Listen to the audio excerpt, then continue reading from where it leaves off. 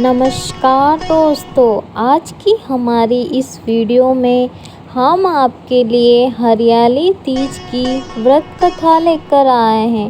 दोस्तों, सावन मास के शुक्ल पक्ष की तृतीया तिथि को हरियाली तीज मनाई जाती है।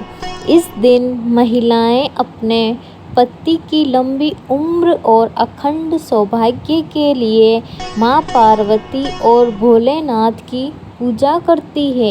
एक बार भोलेनाथ ने माता पार्वती को उनके पुनर्जन्म की बात याद दिलाने के लिए तीज की कथा सुनाई थी। भगवान शिव ने कथा सुनाते हुए कहा, पार्वती, तुम मुझे अपने पति के रूप में पाना चाहती थी, जिसके लिए तुमने हिमालय पर्वत पर कठोर तप किया। तुमने सर्दी, गर्मी, बरसात आदि सभी कष्टों को सहा। इसे देखकर तुम्हारे पिता बेहद दुखी थे।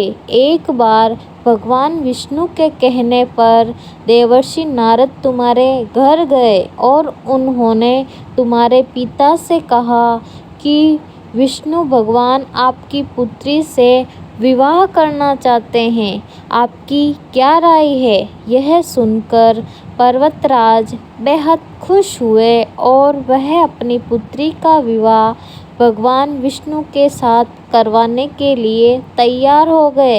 यह समाचार नारद जी ने विष्णु भगवान को दिया, लेकिन जब यह बात तुम्हें पता चली तो तुम नाराज हो गई, क्योंकि तुमने मेरे लिए घोर तप किया था और तुम मुझे मन ही मन अपना पति मान चुकी थी। यह बात तुमने अपनी सहेली को बताई, तब उसने तुम्हारी मदद करने के लिए तुम्हें एक घने वन में छुपा दिया। वह वन ऐसा था जहाँ तुम्हारे पिता कभी नहीं पहुँच सकते थे। इस वन में तुम लगातार तप करती रही।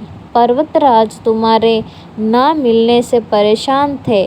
वह इस चिंता में थे कि यदि भगवान विष्णु बारात लेकर आ गए और तुम नहीं मिली तो वह नाराज हो जाएंगे। भोलेनाथ माता पार्वती से कहते हैं कि धरती पाताल एक करके भी तुम्हारे पिता नहीं ढूंढ पाए, क्योंकि तुम उस वन में एक गुफा के अंदर मेरी आराधना करती रही।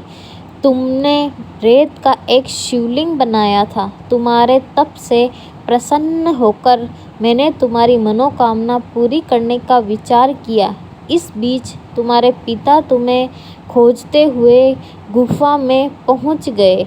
तुम्हें वहां देखकर पर्वतराज बेहद खुश हुए। तुमने अपने पिता से कहा कि तुमने मुझे अपना वर चुना है और इसके लिए घोर तप किया है और आज यह तप सफल हो गया है।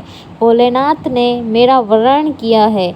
अगर आप मेरा विवाह शिव जी से करने को तैयार हैं तो मैं आपके साथ चलूँगी। यह सुनकर पर्वतराज तुम्हारा विवाह मुझसे करने को तैयार हो गए। इसके बाद उन्होंने विधि विधान से हमारा विवाह संपन्न कराया।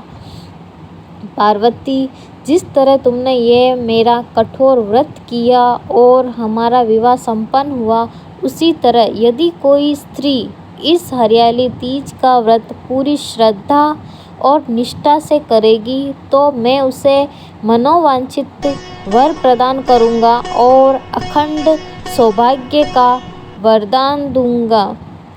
हर हर महादेव। अगर